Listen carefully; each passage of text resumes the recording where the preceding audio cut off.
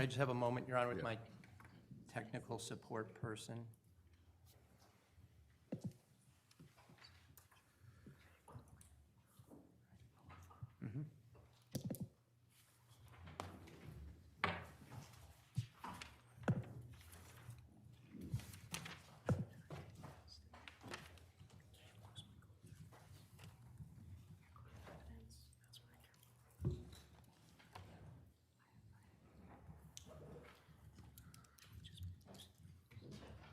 No, you have yours over there.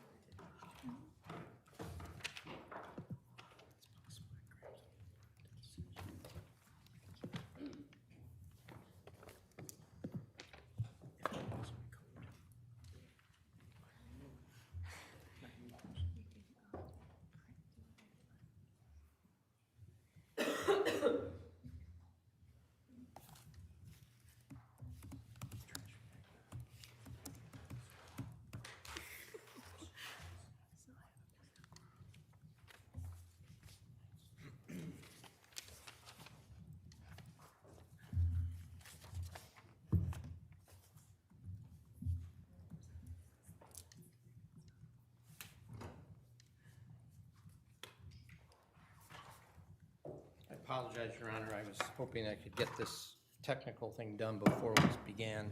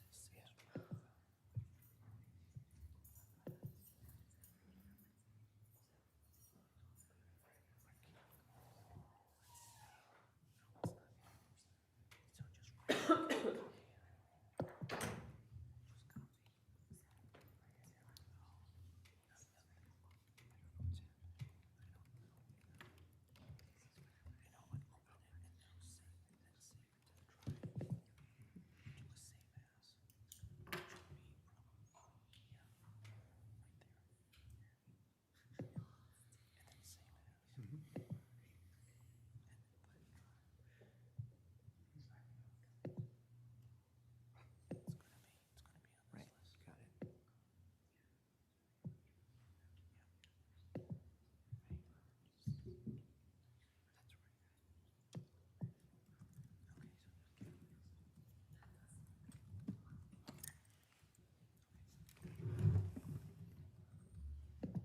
Thank you, Your Honor, for the opportunity to take care of a technical issue. Thank you. Are we ready to proceed?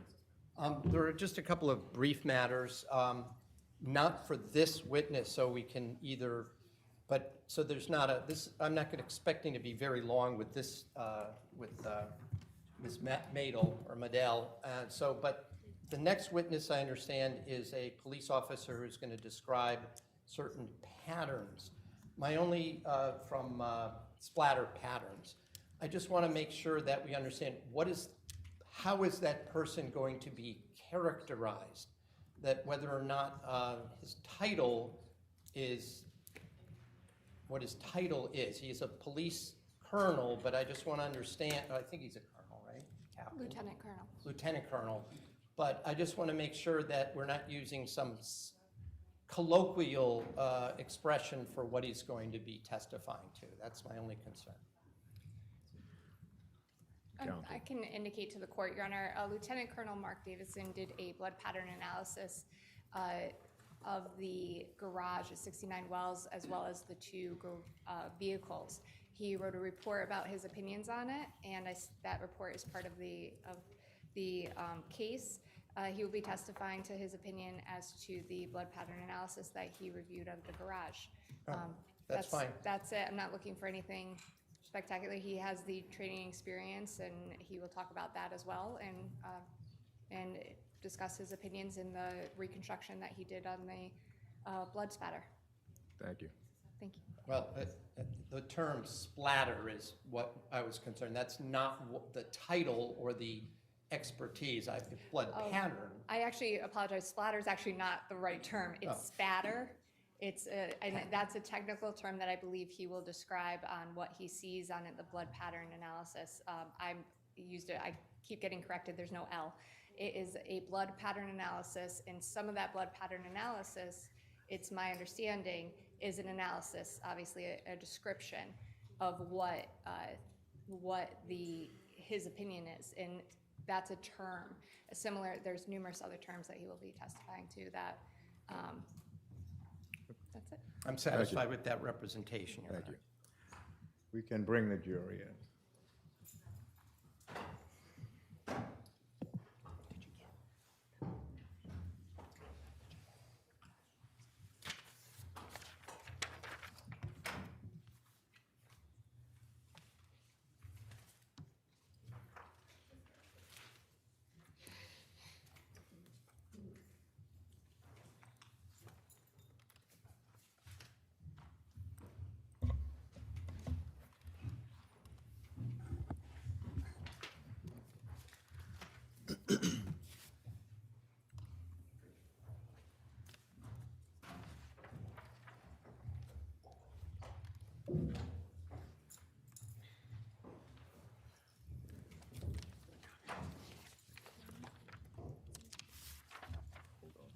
Would counsel stipulate to the presence of the jurors, please? Yes, Judge.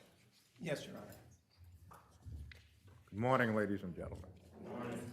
Today, we continue with the cross-examination of Ms. Maydell, and she can be brought in.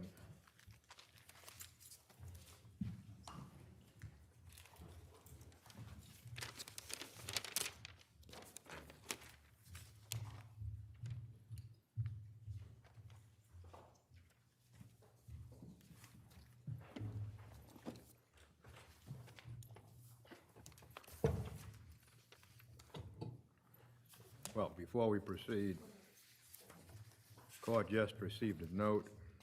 The note is not signed.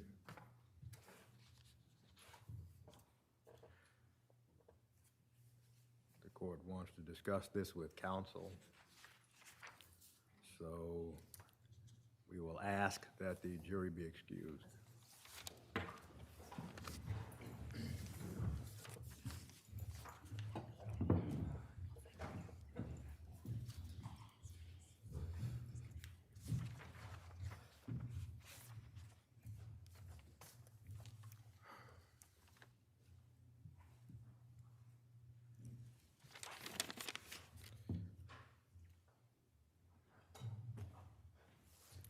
Please be seated. Of course, there has been no election of a foreperson, so this note that the court received is not dated. It is not signed. It was handed to the court by the marshal moments ago. It reads, "One of the jurors discussed something about the case, and it was all over social media. Said it was like Gone Girl. A brief mention. Several other jurors said, don't discuss this.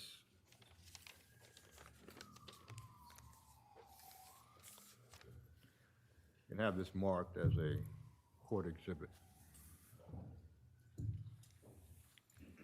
Now, the court did not read the name of the juror, which is on that note. What the court is going to have to do first is find out who wrote the note. Your Honor, I apologize.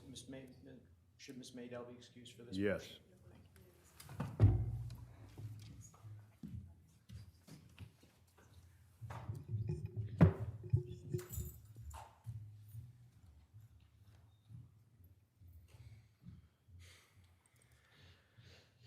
The court will then question the author of the note.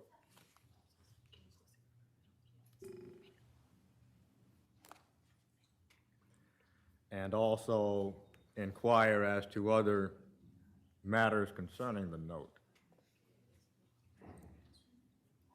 note does not indicate when these matters were discussed. That is, on what day they were discussed, and when other jurors responded.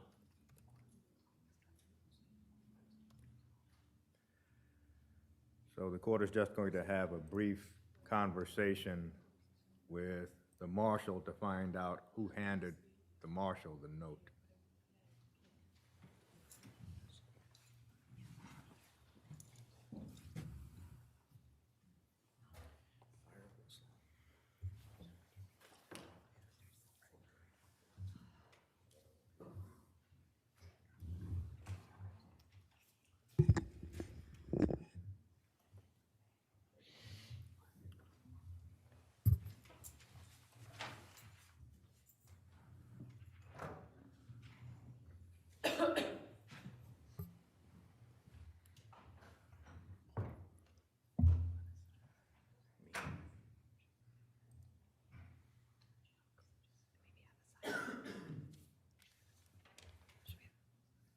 Judge, may we just have a brief sidebar? In a moment. Yes, Judge.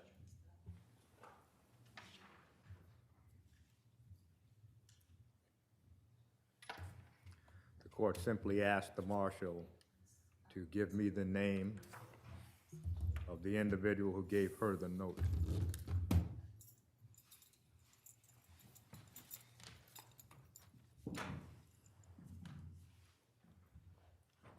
Thank you.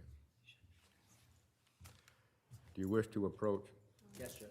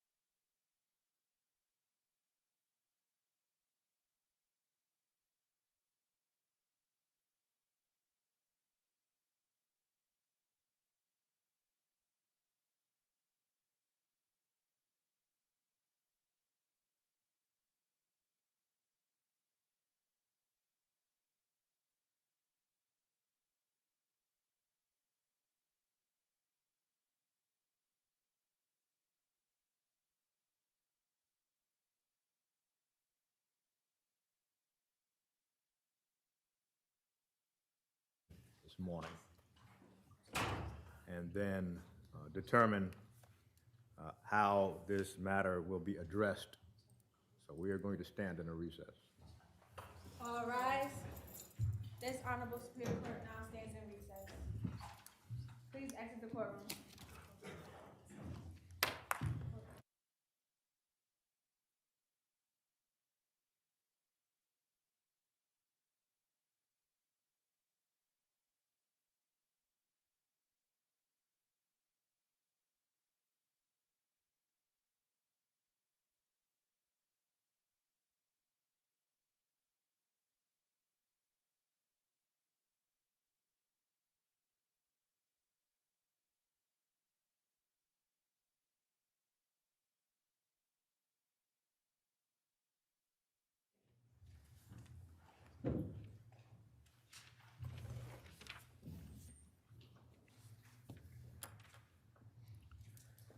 Thank you. And we are on the record, Madam Monitor.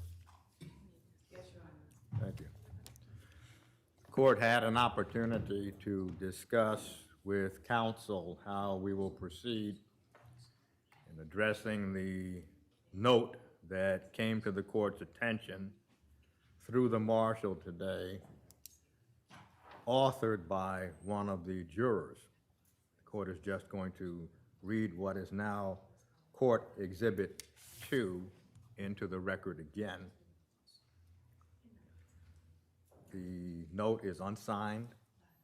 It is not dated. It reads, one of the jurors, and the juror's name is identified, discussed something about the case. and it was all over social media, said it was like Gone Girl. A brief mention. Several other jurors said, don't discuss this. What the court intends to do is first indicate that it will question the juror who authored the note. The court will allow counsel to ask questions through the court of the juror to explain what is not readily apparent from the note. The court will then ask the individual who was identified in the note to respond to some of the questions that the court will have concerning any communications that juror may have made to other jurors concerning the case. After that, the court will have to inquire of all of the jurors individually whether they have been in any way influenced by the comments of the juror who allegedly made the comments, whether they can continue to be fair and impartial, and whether the comments made by the individual has in or have in any way affected their ability to continue to listen to the evidence with an open mind. The court will also ask the juror who authored the letter whether, because there are no four persons chosen yet because the case is not in deliberation, was that person chosen to bring this matter to the court's attention? While the court is questioning the juror who authored the note,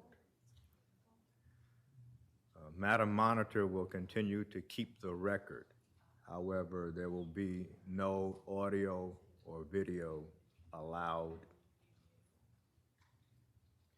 And of course, while the court is questioning the jurors who may have overheard the conversation between the juror who authored the note and the juror who allegedly made the comments, whether they have been affected in such a way that they simply cannot continue. That has to be done individually for every juror.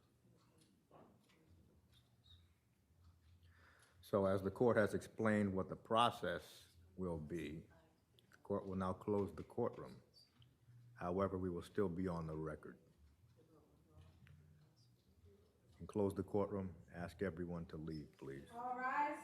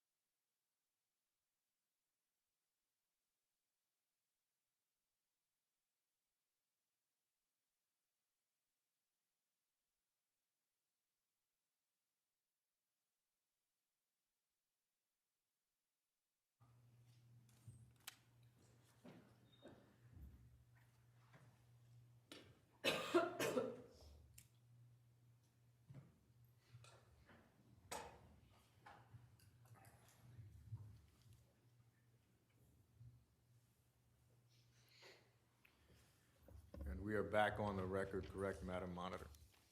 Yes, Your Honor. Thank you. The court will review the matter that came to the court's attention today and review the process by which that matter was addressed. Again, this morning, the marshal handed to the court a note from one of the jurors. The note read, one of the jurors, and that juror is identified in the note, discussed something about the case, and it was all over social media, said it was like Gone Girl. A brief mention. Several other jurors said, don't discuss this. Now that note is now a court exhibit number 2. The court took the opportunity to discuss with counsel the process by which we will proceed in determining whether one or more jurors needed to be excused.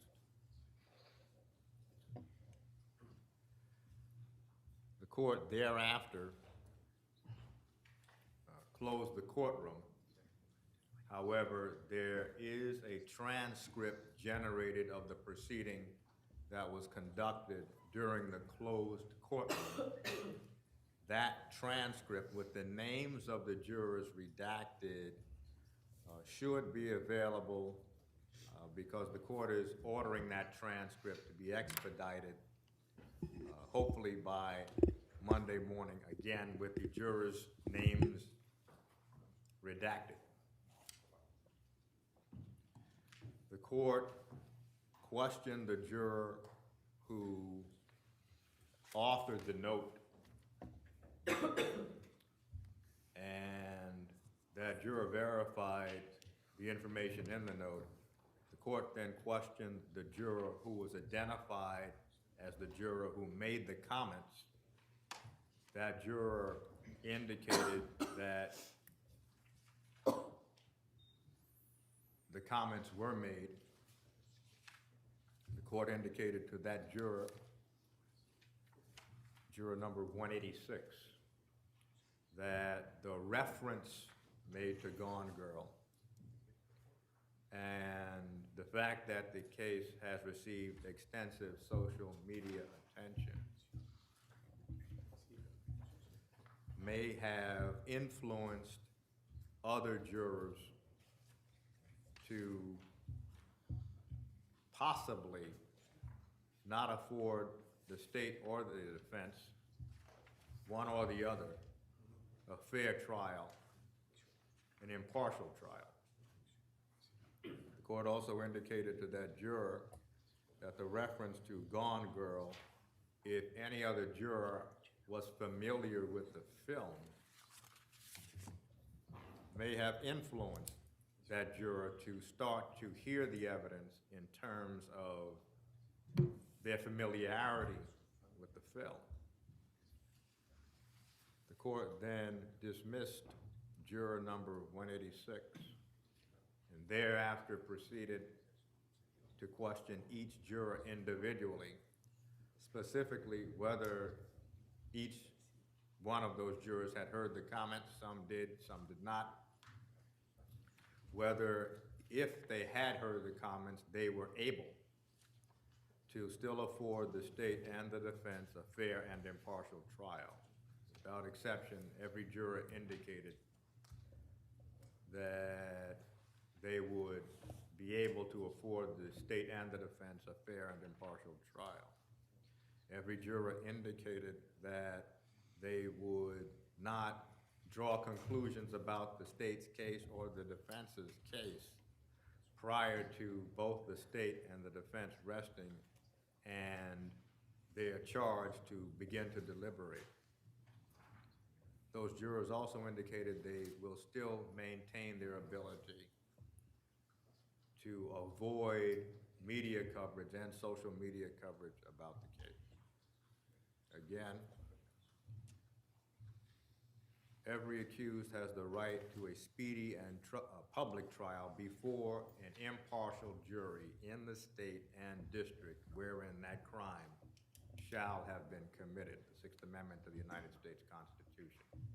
In closing the courtroom, the court made every effort to make sure that even though the courtroom was closed, the transcript of the proceeding will be available to the public. We started this morning with the continuation of the cross-examination of Kristen Maydell. What the court is going to do is ask that the jury be brought out. And that Ms. Maydell may be brought in.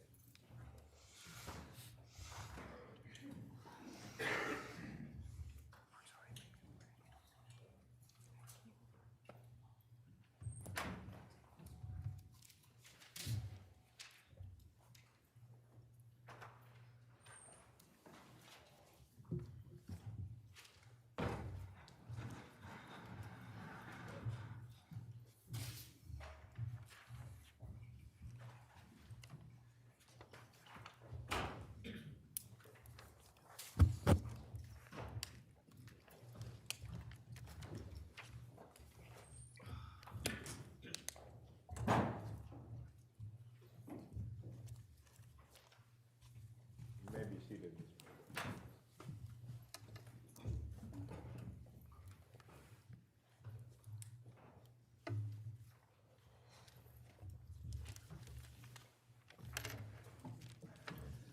Does counsel stipulate to the presence of the jurors? Yes, Your Honor.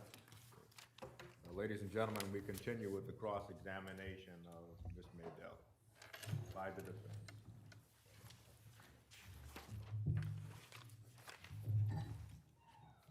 Good morning, Ms. Maydell. Good morning.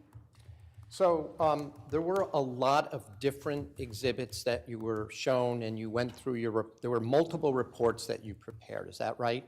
Yes. And you actually were given different samples at different times and compared them to reports and deconvolutions that already had been done previously, right?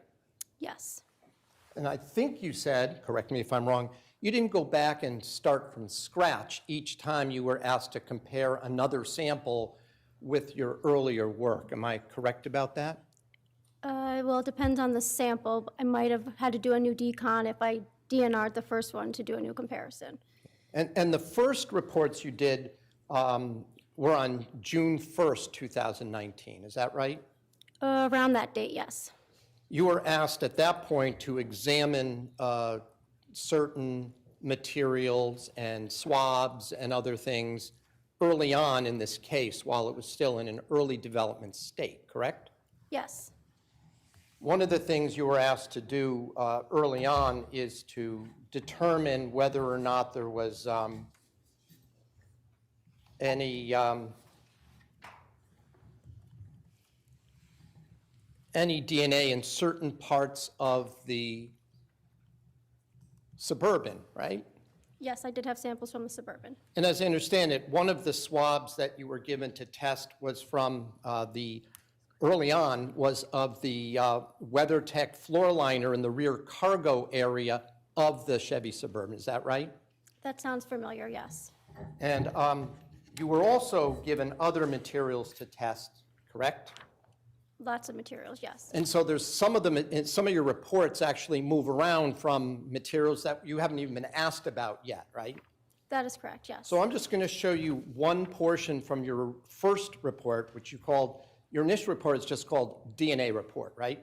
Yes. And as I heard Mr. McGinnis the other day, if you were asked to look at another report, there was supplemental reports, right? Yes, that's how they're labeled, so we can tell the difference. And I think there were as many as, I think, 19 or 20 supplemental reports, right? 19, yes. Okay, and with regard to the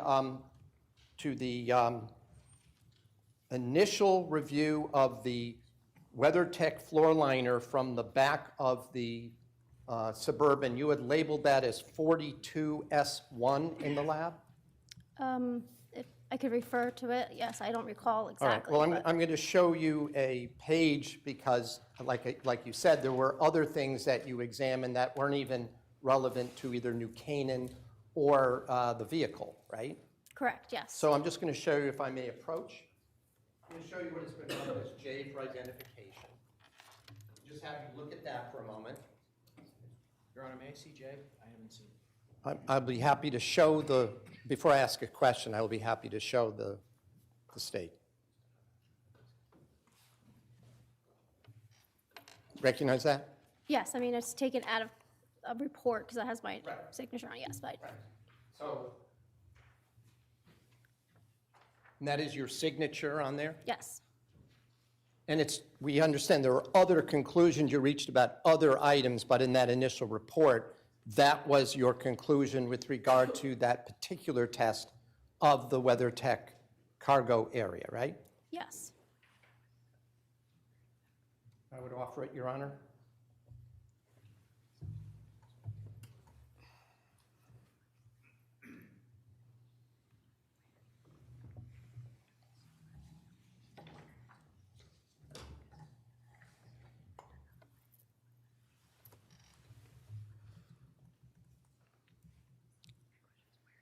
Well, Judge, I'm going to object, actually, because this is outside the scope of direct at this point, and frankly, I don't think that if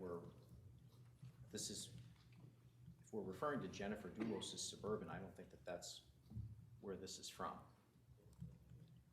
In other words, the exhibit doesn't reflect the sample taken from the Suburban. Is that the state's contention? There's two Suburbans, Judge. We haven't gotten there yet in the case, and this is not from the Suburban that's referenced in the questions.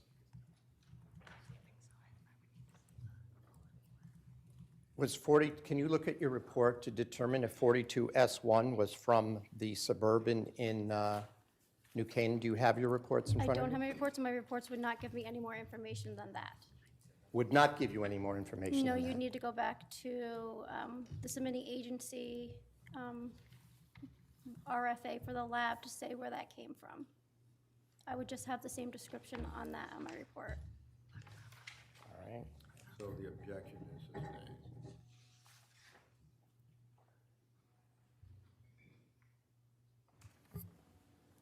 Didn't you yesterday testify specifically as to 42S1 as being one of those samples that you tested? I testified to so many yesterday, honestly, I would have to recall the testimony if he asked me about that one. All right.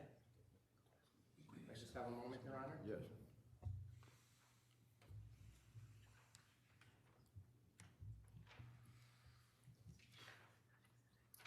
I'm going to show you what has been marked as Exhibit 19 for identification and ask whether or not, if you look at the second page, whether that refreshes your recollection as to whether or not that was one of the items that was discussed with you yesterday. Judge, I'm going to object. We did not discuss this item yesterday. Well, the representation is that the state did not introduce that yesterday. So, even if, well, the witness, if the state did not introduce that evidence yesterday, the witness could not have seen that yesterday. I believe that was one of the reports that was given to the witness to refresh her recollection. Well, the state's representation is that apparently that testimony concerning that document was not elicited yesterday. Is that correct, Attorney McGill? That's correct, Judge. And if I can have a moment with Attorney Schoenauer, perhaps I can clear this up for him.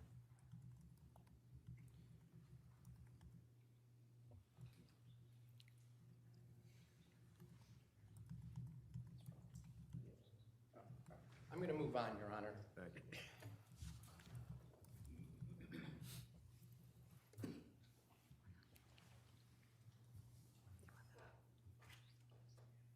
So all of the exhibits that you examined, all of the laboratory work that you did with regard to what was taken from the home in New Canaan, all of the, whatever findings you made, either there was an inconclusive result or it eliminated Michelle Troconis's DNA from being a contributor. Isn't that right? Yes, I do not recall having a positive association. Meaning it was, if there was no positive association, meaning it was a negative association, right? Or inconclusive or insufficient. No, when it came to the, right, either it was insufficient for you to make a conclusion, or it was inconclusive, or she was eliminated, correct? Correct. There was no positive association whatsoever from what was located in the house at 6 Wells Lane, correct? Correct. And when it came to all of your examination of the Suburban, the Chevy Suburban from New Canaan, all of those results were negative as to Michelle Troconis. Isn't that right? Or insufficient or inconclusive.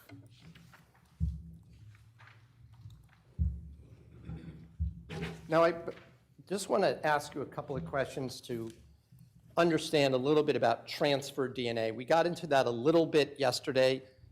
We talked a little bit about primary and secondary transfer, correct? We did, yes. And you said you didn't like to use the word touch DNA because sometimes things are transferred without actually physically touching. Is that right? Correct. The forensic communities doesn't want to refer to every little bit of DNA that may be left on a surface as touch, because we don't know, that would be implying that somebody actually did touch it to leave the DNA, which is not necessarily true. So in fact, as we speak now, it's possible that some of our DNA is actually floating through the air just by virtue of our speaking. Isn't that right? Yes, that is right. And as I indicated that yesterday, you can test for as little as 3 cells. Isn't that right? We can test for something that comes undetected on our quant, when we test how much we think of DNA we have, and we still can try and amp it. Doesn't mean we're going to get a profile, but we can try. So in other words, like anything, if you were to swipe this microphone, even if nobody touched it, it is conceivable from your experience that there might be some DNA on that, right? It's possible, yes. And it might be detected when it's run through the lab as opposed to you can't see anything on it, right? Correct, yes. You can't see DNA. And as I also asked you, I believe we got into it a very little bit yesterday, your DNA analysis did not distinguish between whether something came from a liquid such as DNA, such blood, or from skin cells. Isn't that right? Yes, we cannot distinguish that. So when we're talking about transfer DNA, would it be likely or at least possible that if one person handed a cake box to another person, that there might be transfer of DNA from the person who's giving the cake box to the person who's receiving it? Objection, no foundation for the hypothetical, Judge. That's sustained. If I were to ask you to assume that one person handed a cake box to another person with their bare hands, and the other person accepted that box and then took it into their home, would it be possible that the first person who did the giving of that cake box their DNA would end up in the hands of the second I person? object, no foundation for the hypothetical. Well, the question straddles a hypothetical and just a basic question about transfer DNA. As a hypothetical, it does not accurately reflect a scenario that has been presented. No, but it does. Well, the court has not finished, because the court recalls no evidence about a cake box. So the court sees this not so much as a hypothetical, it fails as a hypothetical, but as a general question about how DNA is transferred. The court will overrule the objection. All right, So if someone touches a cake box, gives it to someone else, and then that cake box winds up inside a house, would the person's DNA be on that cake box? yes. Yes, it would, possibly, if he left DNA behind.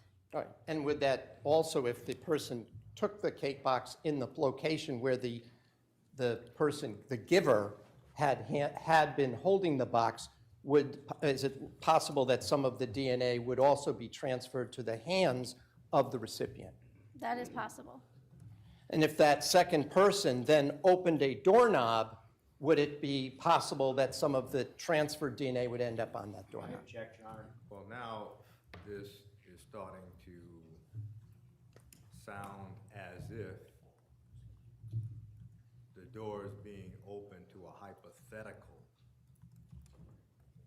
which has not been sufficiently articulated, so the objection is sustained. Well, I will submit, Your Honor, that this is a factual, there will be this testimony. The fact that this witness is called before that testimony is elicited would not require, if I'm phrasing it in as a hypothetical, and I'm representing there will be this testimony will come at a later date regarding this. Well, the hypothetical would have to begin this way. Assume certain facts. All right. And those facts already should have been introduced. From the assumption of the certain facts, you may add another fact, but those facts can't come down from the heavens as a hypothetical when none of the facts have been introduced. So sustained. Would you also assume, for purposes of my hypothetical, that a person hands a piece of Easter Bunny chocolate, breaks it off, and hands it to the second person, and that person then puts it in their mouth? Would there be a possible, I'm not finished with my question. Would there be a possibility that DNA would be transferred to that second person's hands based on that scenario? I object. Same objection. Well, this is walking back the hypothetical, but any extension of the chocolate candy will then don the clothing of a hypothetical, and that will probably run into an objection, which the court would probably sustain. So the court will allow the chocolate candy example. The objection is overruled. Sorry, can you repeat the scenario? Yes, if a person was holding a chocolate, these chocolate Easter bunnies, right? And they break off a piece of that with their hand, and they hand it to the second person. And that second person then puts that candy, the chocolate in their mouth. Is it possible that the DNA would transfer from the first person, the one who's holding the chocolate bunny, to the hands of the recipient of that chocolate candy? It's possible. All right. So whenever you transfer DNA from one person to another, anything that person, the second person touches, might also contain some of those skin cells of the first person, right? It's possible, yes. And it would be enough so that it would be detectable through a swab and then placed through the STR mix program. Is that right? Objection calls for speculation. Well, the question is, would it be detectable? That's the question. Yes. Well, the court would assume that the answer is going to be articulated by the expert, either that, yes, that's possible, or yes with an explanation, or no with an explanation. So the court will overrule the objection. Do you remember the question? Will it be detected? Yeah. It all depends on how much DNA was transferred from the first time to the second person, and how long the time frame was in between. I couldn't say that it would definitely be detected. Oh, not necessarily definitely, but it's possible to be detected.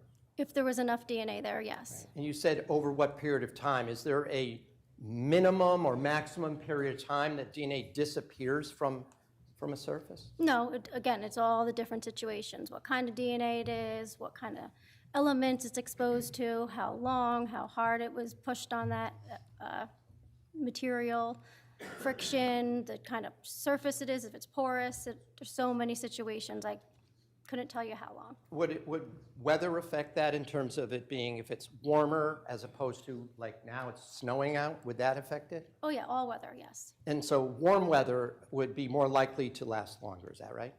No, warm weather would also increase moisture and degradation and bacteria. And how long would it take for DNA to degrade in warm weather?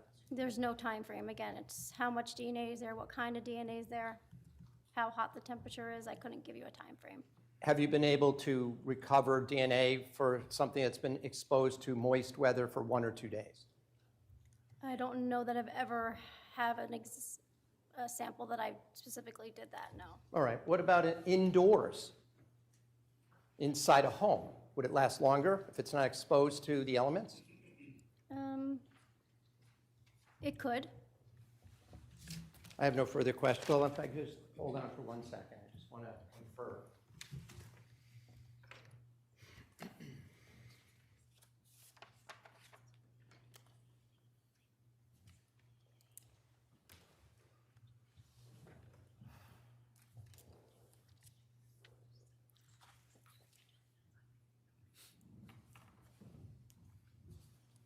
So I just want to be clear that when you did your testing, some of you testified that some of the swabs were in fact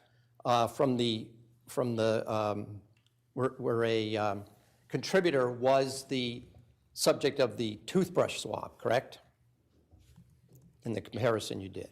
That I matched the toothbrush to some swabs? Yes. Yes, I did, yes. All right, and so that we're not talking around it, if we were to assume that the toothbrush belonged to Jennifer Dulos, which is one of the things you did assume, right?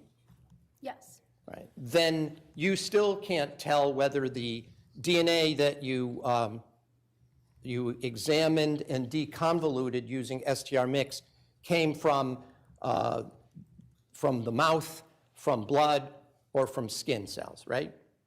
The DNA that was on the toothbrush? Well, we assume the DNA in the toothbrush must have come from inside the mouth, right? Well, yes, again, I don't understand the question, what DNA? But we're assuming that came from somebody brushing their teeth, right? Well, yes, but I can't say that it definitely came from her mouth. Of course not. So I'm saying that the rest of the swabs that you compared it with, you don't know whether the source came from the mouth, the hand, that is touch, the skin cells, or from a bodily fluid, correct? So you're talking about all the other evidence? All the other examinations. Correct. I can't tell you where that DNA came from. All right, thank you very much. Is there a redirect? Yes, Judge.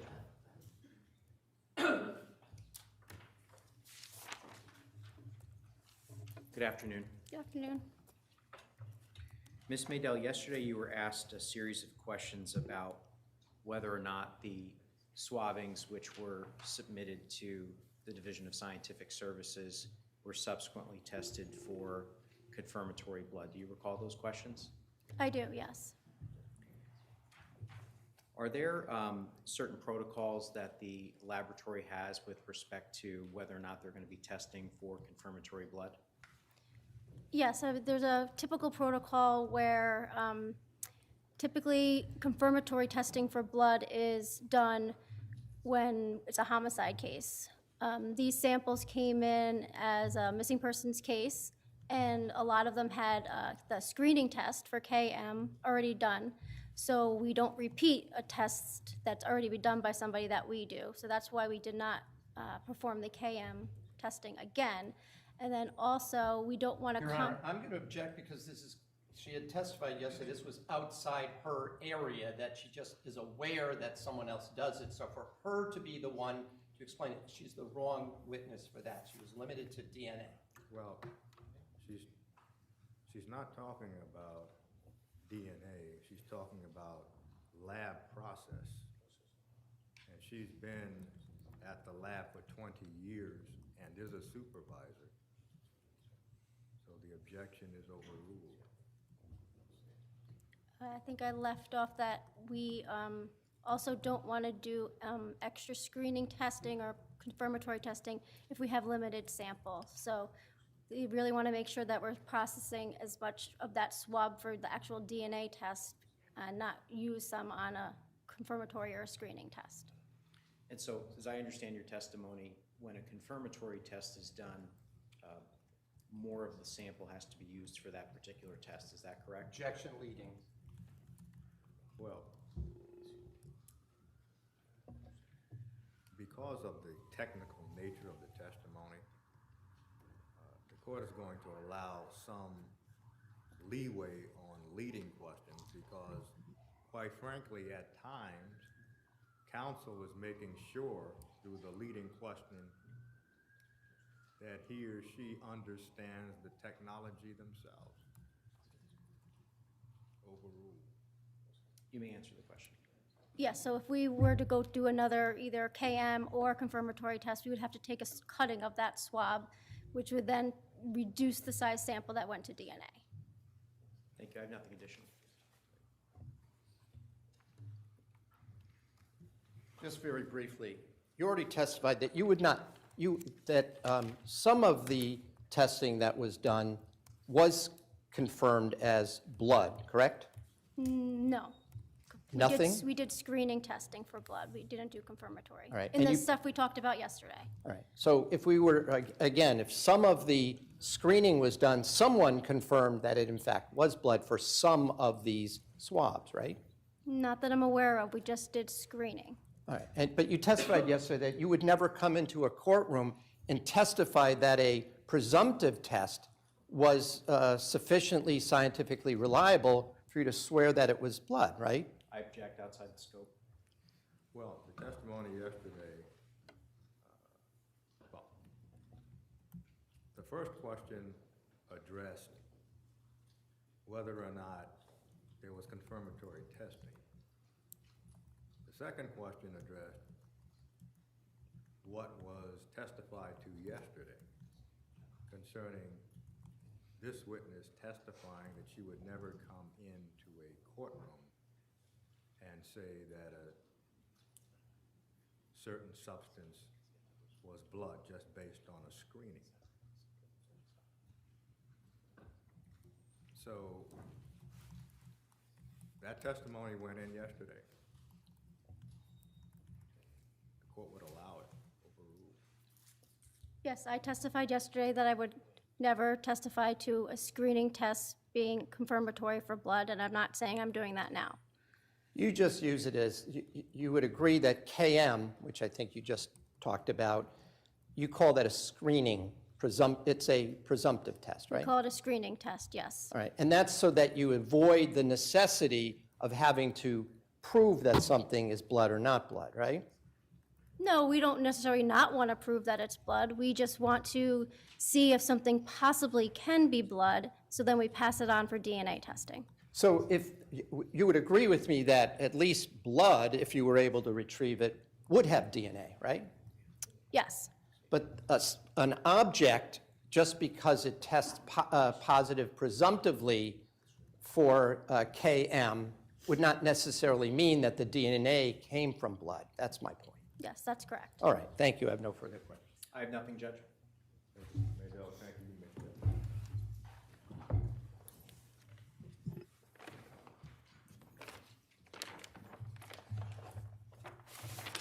Oh, and Judge, just for the record, we are going to be recalling Ms. Maydell later. Thank you.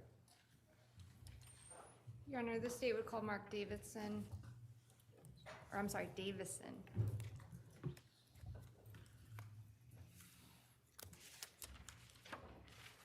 Can I have a moment with counsel, Your Honor?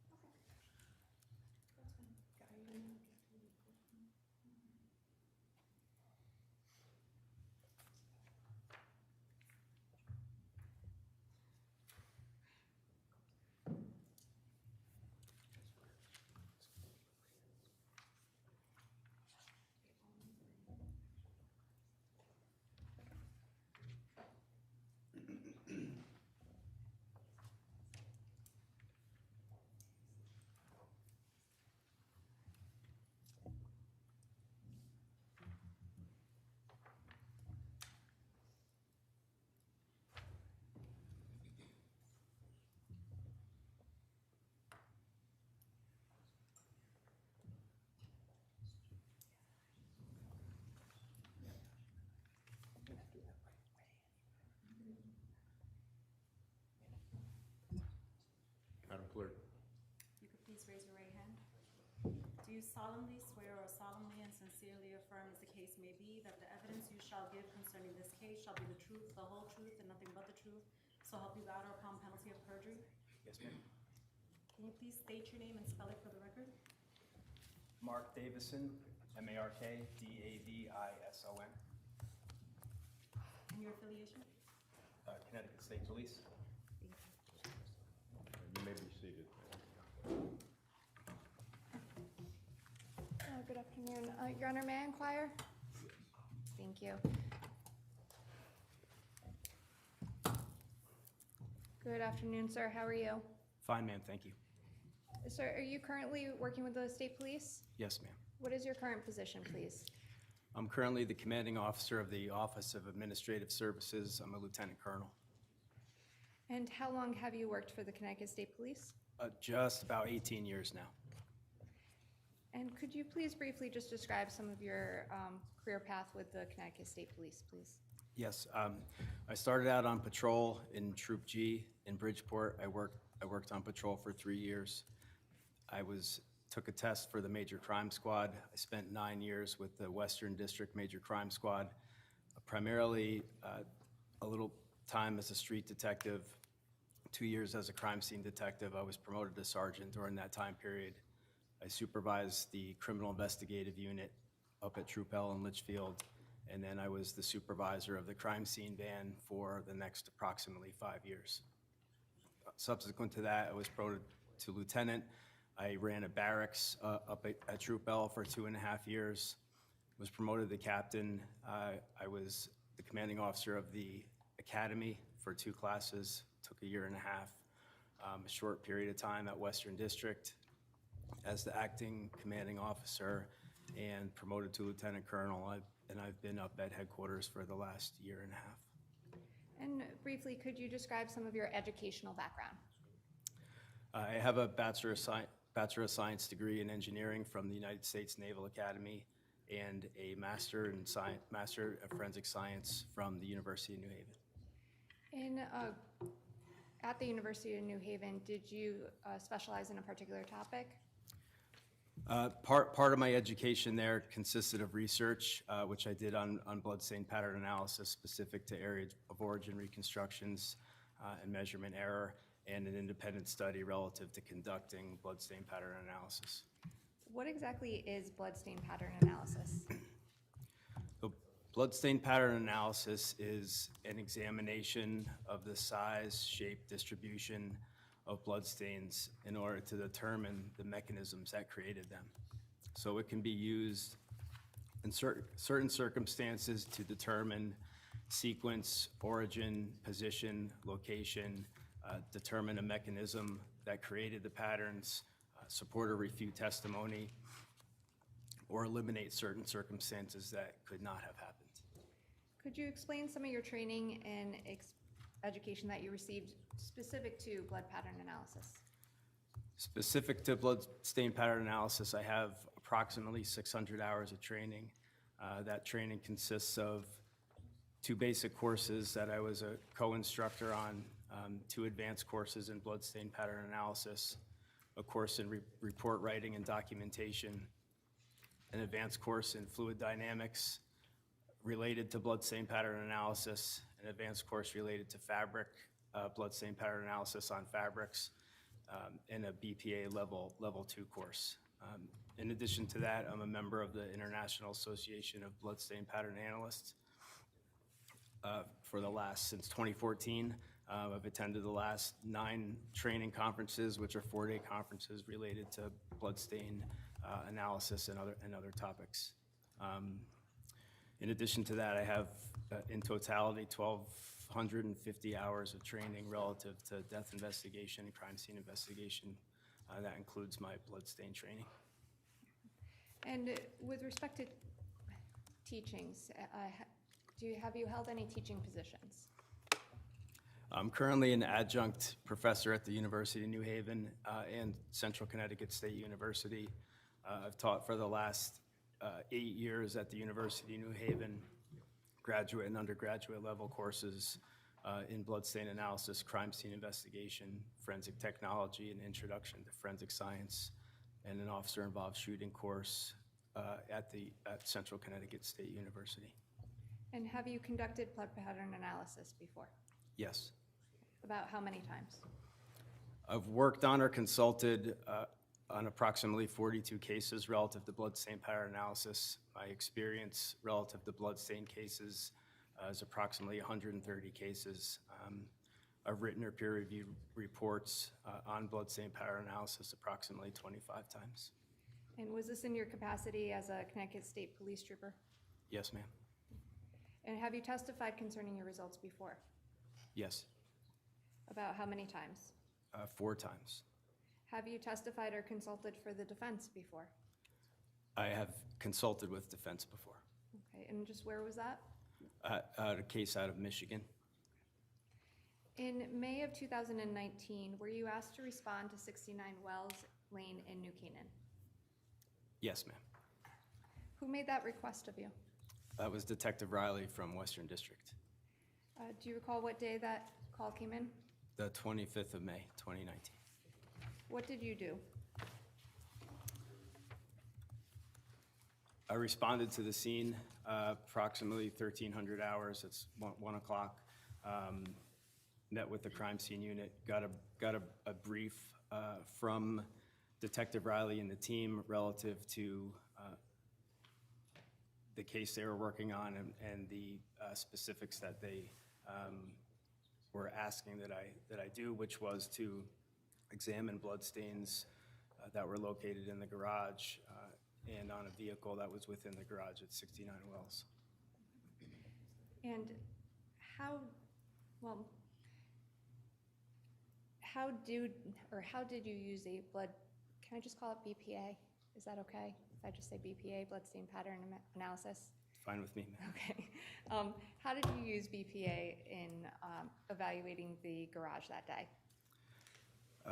Relative to the garage in terms of the stains that were located there, a portion of them lent themselves to a reconstruction to determine essentially an origin or an area where a blood source originated from.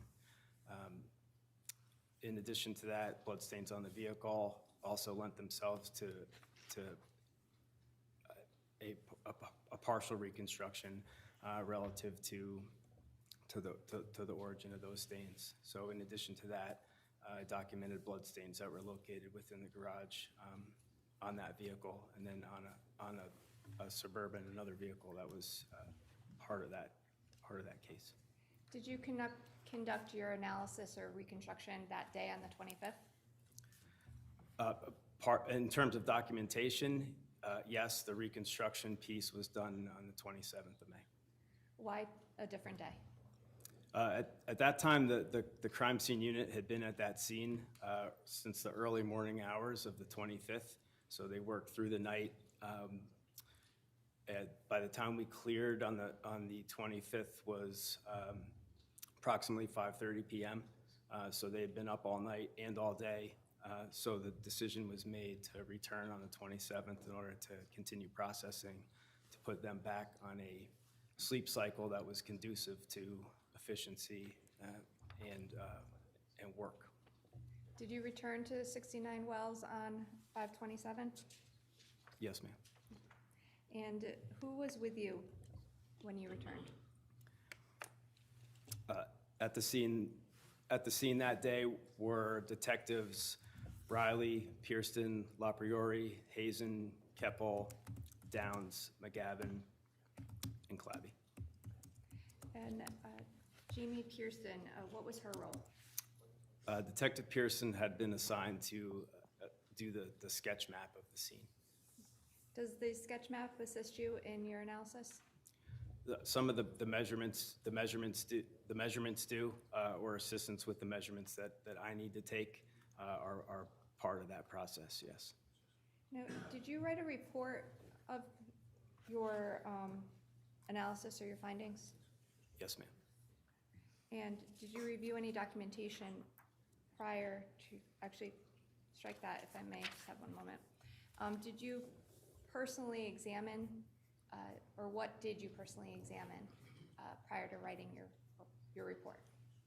Your Honor, I'd just like to have before the answer, if I could just have a Yes, if I comment. can, Your Honor, I just want to.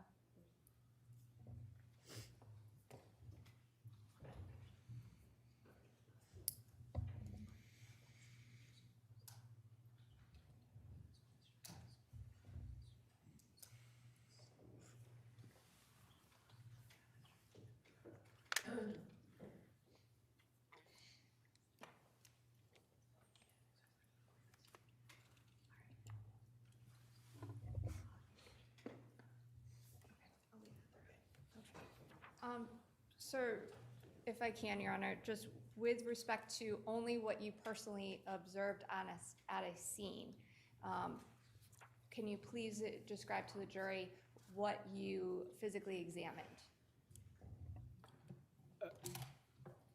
I'm sorry, it's a really bad question. Let me put it this way. When you're at 69 Wells Lane on 527, what did you look at?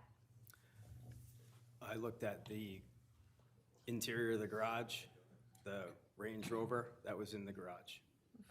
Now, did you also look at a Chevy Suburban? Yes, ma'am.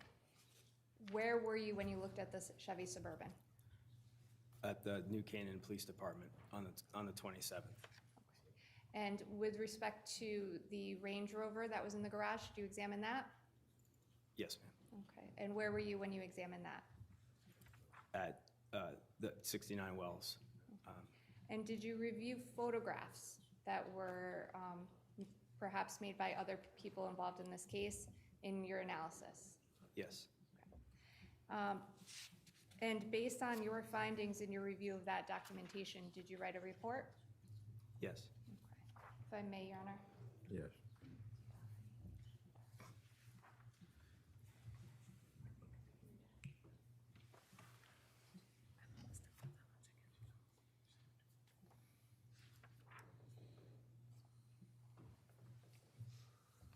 You may, Your Honor. We're going to come to a clean that. Yes.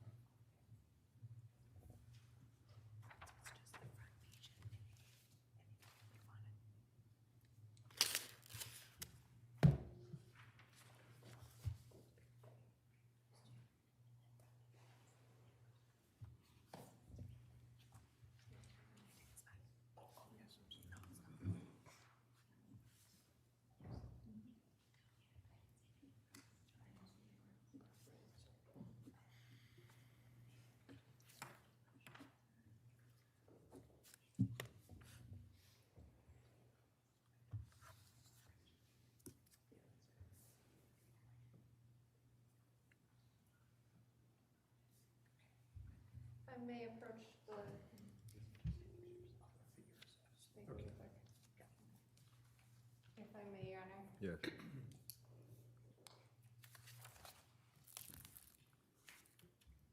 If I may just approach the clerk.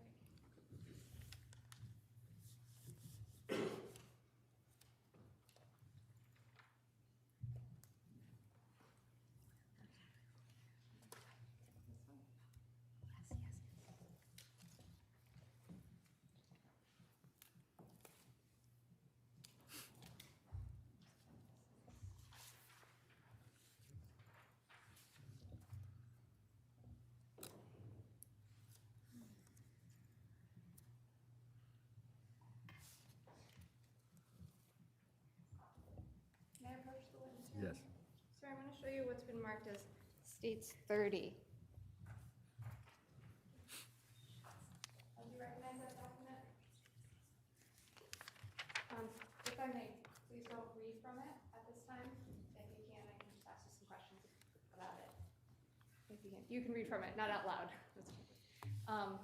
Do you recognize that document, sir? Yes, ma'am. And with respect to, if I may just approach briefly, Your Honor? Yes. With respect to the title, if I may, if it's okay, if I can direct your attention to this particular area. What is the title of your report, please? We have that. Bloodstain pattern analysis. Thank you. Now, Your Honor, the state will be filing a corrected version of that. I'm offering it as for it in its entirety today. However, there are 2 lines that just need to be redacted for agreement with counsel. I am giving it to counsel for the witness now for use for the testimony to avoid wasting time. I would offer it in its redacted form. I would leave that as ID for now. And as long as I see that copy, then I have no problem with the procedure that the state is Thank you. proposing. What's the number? 30? States 30 will be admitted as a full exhibit, subject to the redactions. Thank you, Your Honor. And if I could just, I have not spoken to the witness regarding those redactions, so if I could just have some leeway with leading him through that when it comes to that part. Thank you. Sir, is that a copy of your report? Yes. Thank you. And specifically on the last page, sir, if you can go to that last page, did you add a supplement to that report as well? I did. Okay, and is that your supplement on that report as well? Yes. Okay. Could I have a moment with counsel? Mm-hmm.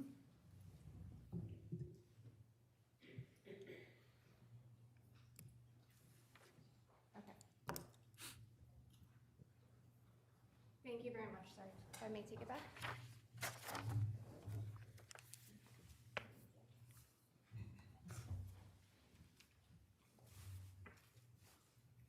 With respect to the analysis that you completed for 69 Wells, sir, I actually just have a couple of questions with you. With respect to a blood BPA, if you will,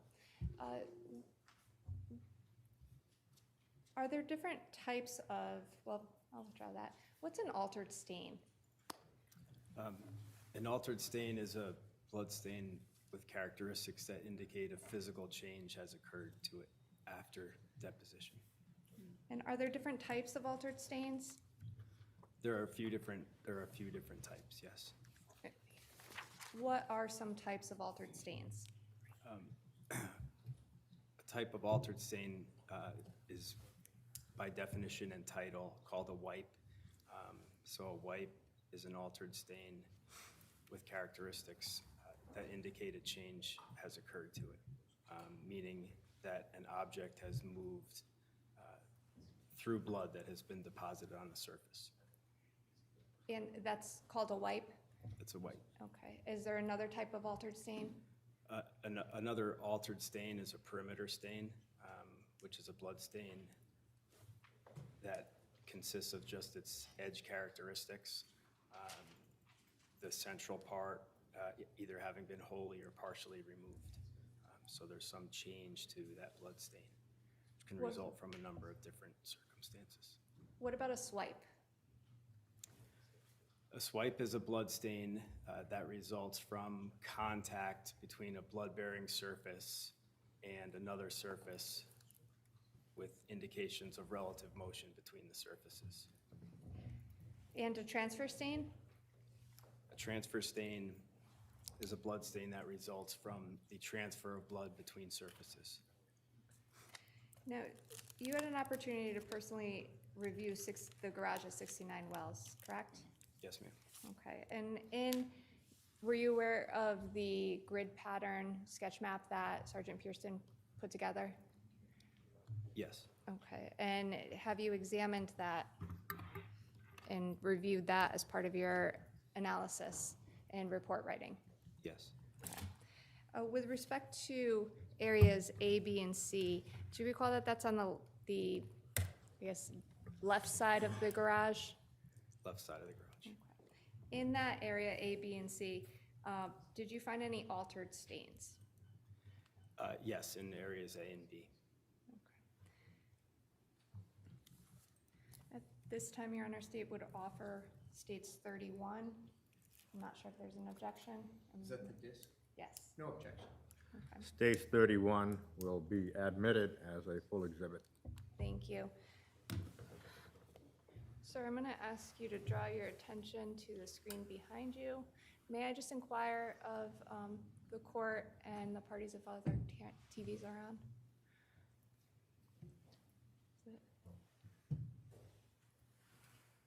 In States 31, File 1, if I can, sir, I'm just going to ask you some questions if you can. Picture 1. When you said A, B, in areas A and B, is an area A depicted in that photograph? Yes. Is that the area that you're talking about? Area A, yes. Thank you. And photograph 2, did you find any altered stains in this area or depicted in that photograph? There were altered stains or swipes located in the left portion of Area A as we're looking at this picture, left central for the record. Okay. I'm going to show you picture 3. Can you describe what's on picture 3, please? So in picture 3, relative to the central part of the picture, the red portion of the stain that is on the surface, this blood-like stain, is characteristic of a swipe mark, which the characteristics there are relevant to movement between the blood source and the surface, striations within the stain, sometimes diminished volume, and sometimes an edge, a trailing or leading edge that is feathered in some way. And picture 4, sir, you mentioned area B as well. Is that contained in picture 4? Yes, Thank you. And picture 5, what is that a picture of, sir? this is a closer up picture of the central, let's say central southern portion of area B. Within this portion is a blood-like stain that has swipe characteristics again, lighter in color, striations located throughout the stain, and some other movement relative to the floor of the garage in the center right-hand portion of the picture. Would you mind, sir, Your Honor, may I ask him to go up to the screen, please, and point out to what he's talking about? And I'm going to scroll into this as I can. Can you just explain and perhaps point out on the photograph what you're talking about when you say? You can go to the screen, thanks.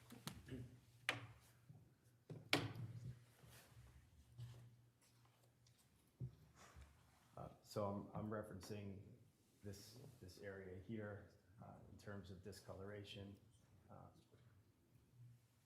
with indications of movement going from top right to bottom left of the screen. Direction is not implied.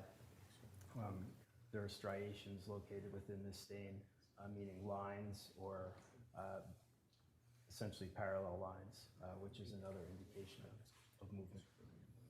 Thank you, sir. And just briefly, going back to the picture 4, where was that contained in this photograph, or that position? That is near this L bracket right here. Which would be the upper right corner of the photograph? So About central, slightly to the right. central to the right. Thank you, sir. Okay. Now, with respect to picture 6, is that a similar picture to what we just went through? This is the same Okay, area, different orientation of the picture. okay. And area C, sir, did you find any altered stains in C? Not that had characteristics relating to blood. Okay. And with respect to this picture, did you find any altered stains on that is depicted in picture 8? Not altered, but a transfer stain was located on the And- garage door in picture 8. Okay. Picture 9, sir, when you say transfer stain, would you mind getting up and perhaps explaining what you mean?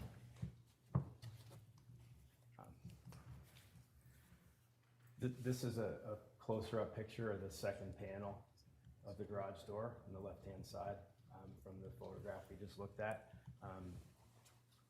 There's a light reddish discoloration here and here. Within this stain, there's no indications of movement on that surface, which would be a transfer characteristic.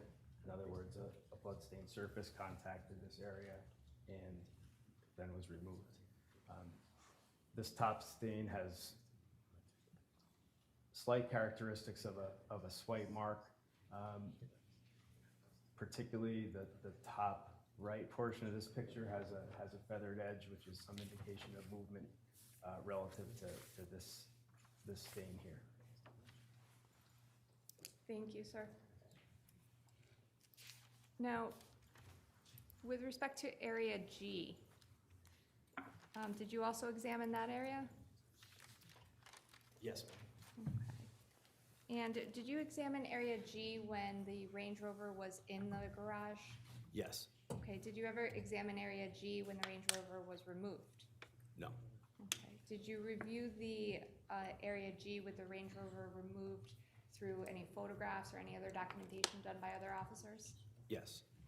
And what was that documentation, by the way? That was photographs. Okay. Now, in area G, did you find any altered stains? Yes, there was an altered wipe swipe stain in area G. Okay. What is a spatter stain? A spatter stain is a blood stain that results from an airborne blood droplet that is created when external force is applied to liquid blood. So while that definition tells you what it is, kind of through analysis here, we analyze or characterize or classify based on characteristics. So a spatter stain typically is circular or elliptical in shape, and usually smaller, but it doesn't have to be small. And do you utilize spatter stains in your analysis or your reconstruction? There were spatter stains in the scene, so I did utilize them. Okay. With respect to area G, actually, if you take a look, this is file 2 on states 31, picture 1. I'm going to draw your attention and scroll up a little, sir. Do you see down here with the pink arrow with the white marker and my cursor's on? What is that? So that's an altered stain that contains wipes and swipes in area G. It's approximately adjacent to the rear left rear passenger door of the Land Could you Rover. just go up and explain, or maybe show where the wipe and where swipe is, and maybe just explain a little bit about what the difference is? So just within this pattern, we see a darker area here. There's some longitudinal lines running, let's say left to right across this picture. Then we have indications of movement running top to bottom on this picture. A solid blood stain here that tapers off. Stains here that have essentially a void in them, which just indicates movement up and down and then back and forth, essentially here relative to this picture. There's also some diagonal striations or indications of movement from the top left to the bottom right, not implying direction of which it's moving, just for reference for the picture. Sometimes, at least in literature, this may be called a smear, where there's multiple direction alteration to a blood stain. Thank you, sir. And what about drip stains?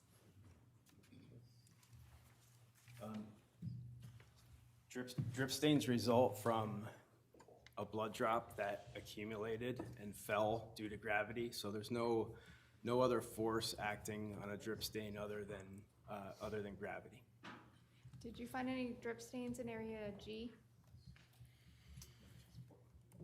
There was one drip stain that was presumptive positive for blood in area G. And I'm going to show you picture 3, sir. Do you recognize what's on that photograph? Yes. What is that? That's a photograph, if we're facing into the garage or facing the house to the right of the stairs.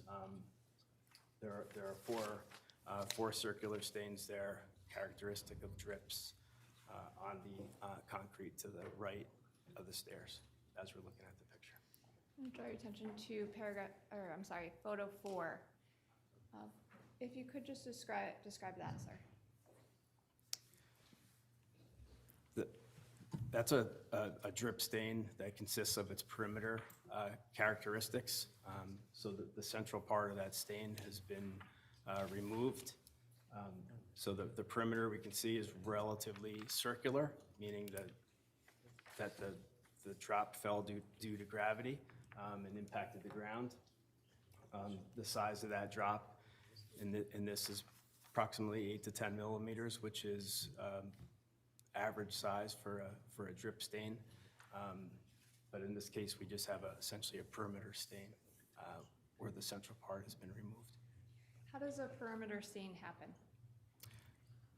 That could be from, a perimeter stain can result from a drying artifact.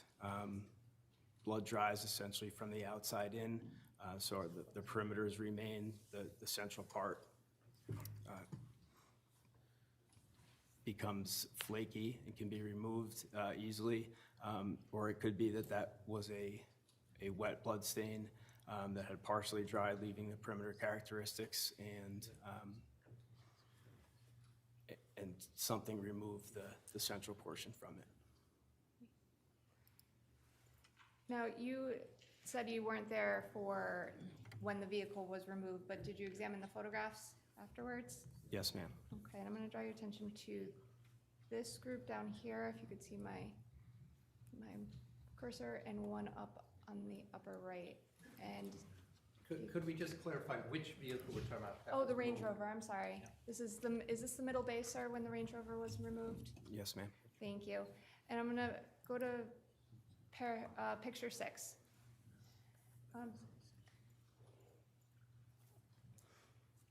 And did you examine this photograph, sir, as Yeah. part of your analysis? Yes, ma'am. Okay, could you describe what these markings are?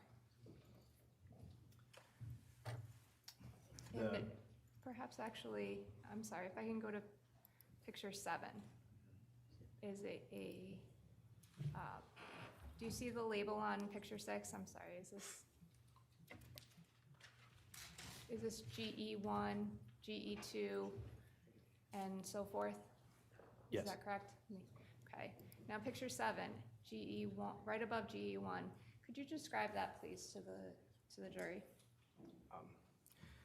Yeah, so what's depicted there is a blood-like spatter stain.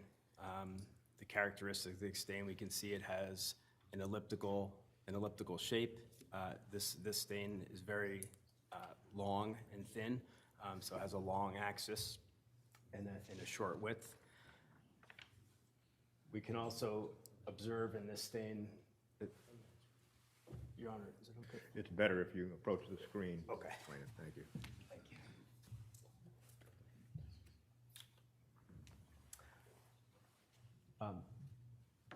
So in relation to this picture, this stain is left to right. We have an elliptical shape, very long and thin.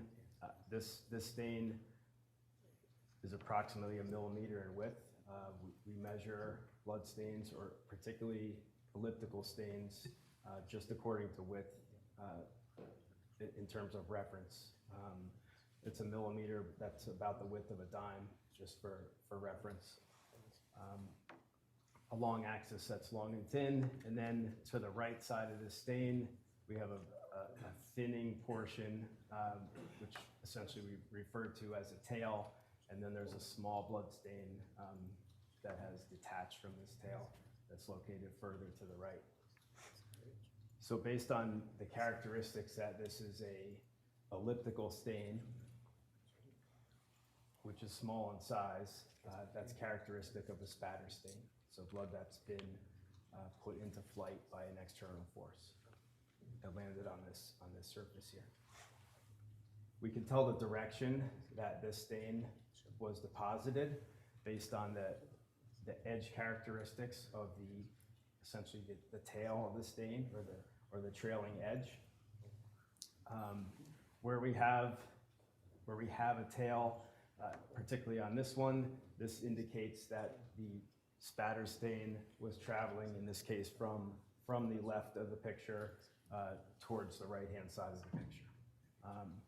Sometimes with other spatter stains, you would have trailing edge disruptions that were like a scalloped shape, like the edge of a scallop shell, or small spines that come off the end. So that's really a result of blood impacting the surface, adhering to the surface, inertia carrying the blood drop forward in the direction that it was traveling in, and then surface tension arresting the blood drop as it lost inertia, which causes the disruptions and the characteristics that are on the trailing edge of the stain.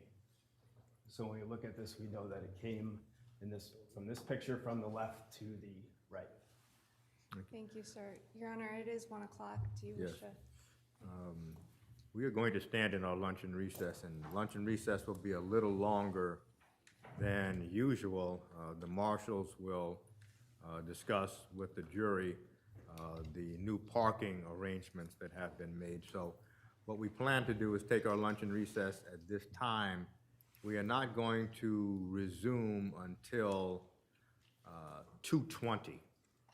So please retire to the deliberation room, and please do not discuss the case.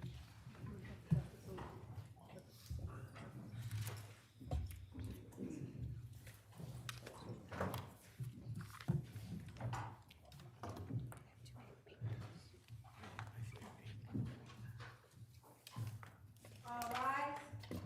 This honorable Superior Court now stands in recess. Please exit the courtroom.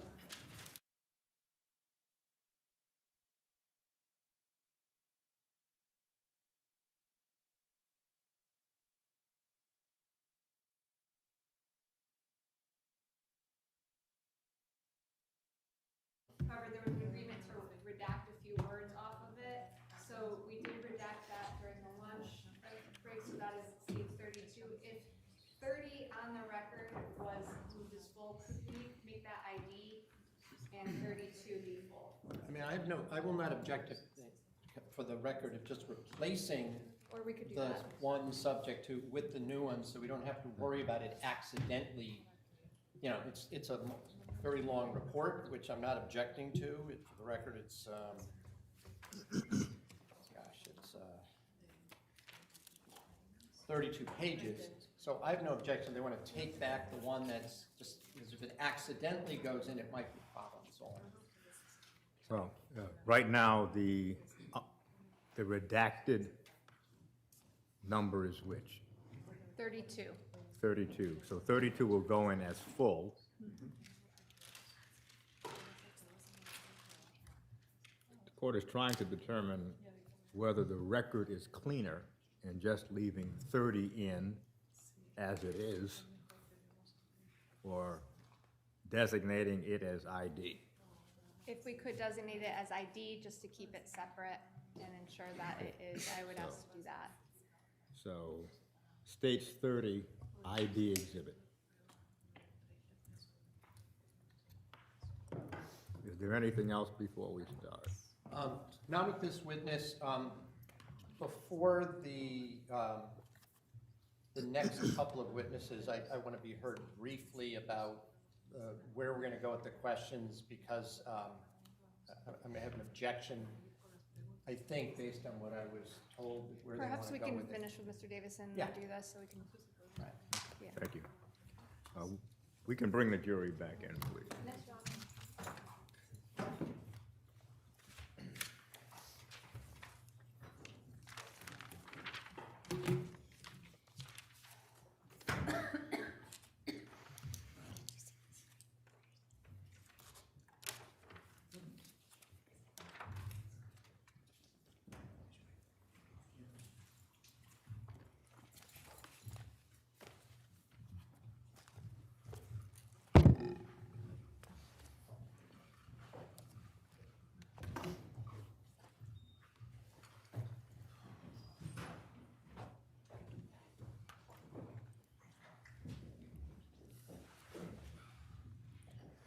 Would counsel stipulate, please? Yes, Your Honor. Yes. Thank you. We can bring the witness back in. Thank you, Your Honor.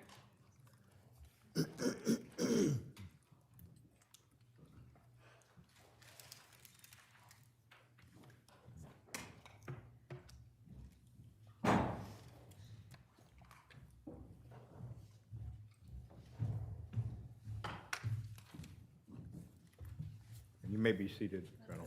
Thank you, Your Honor. Good You may afternoon. inquire. Thank you, Your Honor. I apologize. Thank you, Your Honor. Good afternoon, Lieutenant Colonel. How are you? Good, ma'am, thank you. And we left off before the lunch break with file 2, picture 7. I'm just gonna go back one, or actually a couple. Picture 5, with respect to the marking that you went over before the break, the GE1, where is that located on the screen, if you can, on picture 5? If you wouldn't mind getting up, sir. That's fine. That's within GE1, is within this group here, so the top of the picture. And I'm gonna